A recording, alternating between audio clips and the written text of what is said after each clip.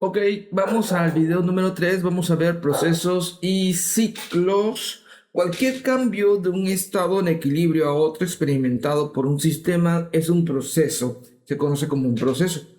Y la serie de estados por lo que pasa un sistema durante el proceso es una trayectoria del proceso. Aquí lo podemos ver en esta figura. Si yo tengo un estado 1 y voy hacia un estado 2, ese camino que sigue es la trayectoria del proceso, propiedad A y propiedad B. Para describir completamente un proceso se debe especificar sus estados inicial y final, así como la trayectoria que sigue y las interacciones con los alrededores.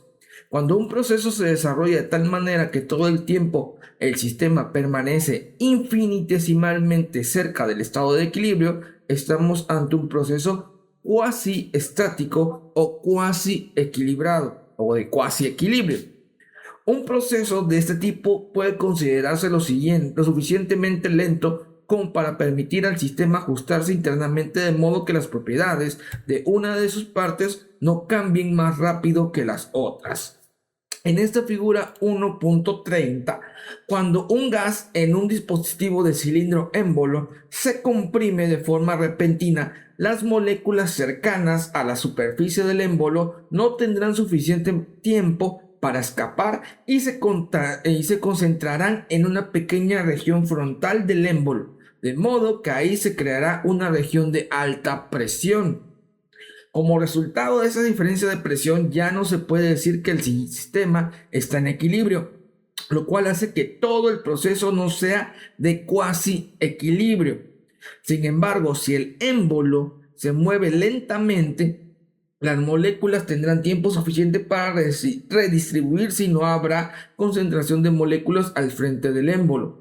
Como resultado, la presión dentro del cilindro siempre será uniforme y aumentará con la misma rapidez en todos los lugares. Puesto que el equilibrio se mantiene todo el tiempo, se trata de un proceso de cuasi equilibrio. ¿Ok? Aquí está la figura. Con presión lenta, en el inciso A, las moléculas adentro se van redistribuyendo dependiendo de el volumen que está cambiando. Aquí es una compresión lenta, mientras que en una compresión muy rápida va a haber una región de presión diferente, ¿ok? Que es o está en la región frontal del émbolo. En este caso, aquí. En esta región va a haber una presión diferente que lo que está acá, ¿ok? Porque no tendrían suficiente tiempo para escapar y se van a concentrar las moléculas en este punto cercano y va a ser una región de alta presión en este punto del émbolo. Bueno, se debe señalar que un proceso de cuasi equilibrio es un caso idealizado y no corresponde a una representación auténtica de un proceso real. No obstante, muchos procesos reales se aproximan bastante y es posible modelarlos como de cuasi equilibrio con un margen de error insignificante. Los ingenieros se interesan en este tipo de procesos por dos razones. La primera, son fáciles de analizar y la segunda, los dispositivos que producen trabajo tienen un mejor rendimiento cuando operan con procesos de cuasi equilibrio. Por lo tanto, sirven como estándares con los que se pueden comparar a los reales. Los diagramas de proceso trazados mediante el empleo de propiedades, mediante el empleo de las propiedades, eh, termodinámicas en forma de coordenadas son muy útiles para tener una representación visual del proceso. Algunas propiedades comunes usadas como coordenadas son la temperatura, la presión y el volumen o volumen específico, como vimos. Son intensivas, ¿no? Son propiedades intensivas. En esta figura que vemos ahí, en la 131, 1.31, se muestra un diagrama presión-volumen. Presión en el eje Y, por decirlo de una manera, el volumen en el eje X. Esto se llama de un proceso de compresión de un gas. Vemos el diagrama. Tenemos un volumen 1 Ok, tenemos un volumen 1 cuando el émbolo está extendido y luego se va a ir comprimiendo, entonces la presión interna del sistema va a ir ascendiendo en una trayectoria de proceso hasta llegar a un volumen 2 a una presión mayor, ok, o un estado final. Ese es un diagrama presión-volumen, un diagrama básico. O sea, observamos que la trayectoria del proceso indica una serie de estados de equilibrio, por lo que pasa el sistema durante un proceso y que únicamente tiene importancia para procesos de cuasi equilibrio. Para otros procesos no es posible caracterizar el sistema completo mediante un solo estado, por lo que carece de sentido hablar de una trayectoria del proceso para un sistema como un todo. Un proceso sin cuasi equilibrio se denota como una línea discontinua entre los estados inicial y final en lugar de una línea continua. El prefijo iso se usa con frecuencia para designar un proceso en el que una propiedad particular permanece constante. Por ejemplo, aquí vamos a mencionar los procesos. Ok, aquí vemos el primer proceso que dice una propiedad de estas intensivas permanece constante. Por ejemplo, un proceso isotérmico. Isotérmico es aquel en la que la temperatura va a permanecer constante. Las otras variables o las otras propiedades pueden cambiar, pero la temperatura no va a cambiar en un proceso isotérmico. En un proceso isobárico es la presión la que se mantiene constante, ya no la temperatura. Y en un proceso isocórico o isométrico es donde el volumen específico, nos acordamos que volumen específico es el volumen sobre masa o 1 sobre la densidad, ok, permanece constante.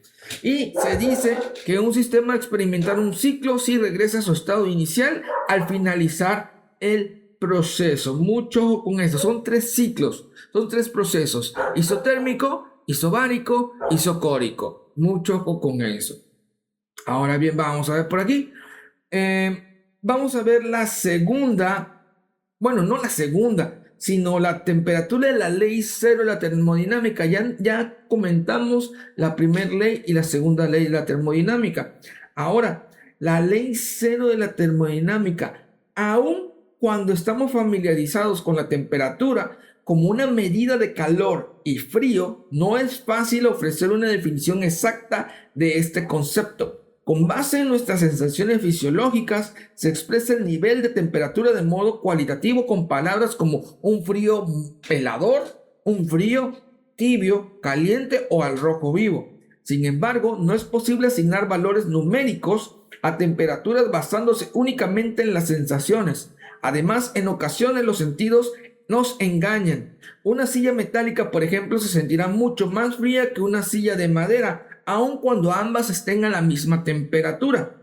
Por fortuna, varias propiedades de los materiales cambian con la temperatura de una manera repetible y predecible, y esto establece una base para la medición precisa de la temperatura. Por ejemplo, el termómetro de mercurio utilizado comúnmente se rige por la expansión del mercurio con la temperatura. Esto se mide también por medio de otras propiedades dependientes de ella. Una experiencia común es que una taza de café caliente colocada sobre una mesa se enfríe con el tiempo y que una bebida fría se entibie en algún momento, se ponga a nivel de temperatura ambiente.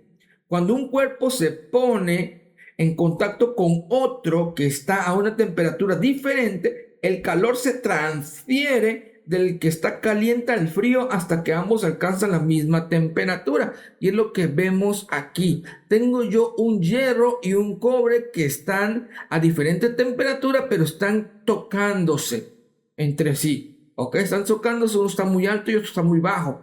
En un tiempo van a alcanzar un equilibrio y van a llegar a una temperatura media, por decirlo de alguna manera, una temperatura de equilibrio, en este ejemplo 60 grados.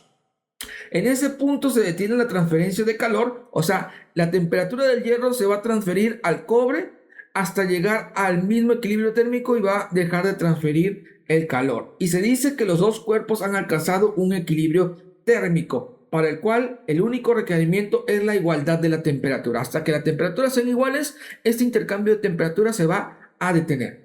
La ley cero de la termodinámica establece que si dos cuerpos se encuentran en equilibrio, con un tercero están en equilibrio térmicos entre sí. Va de nuevo. La ley cero de la termodinámica establece que si dos cuerpos se encuentran en equilibrio térmico con un tercero, están en equilibrio térmicos entre sí.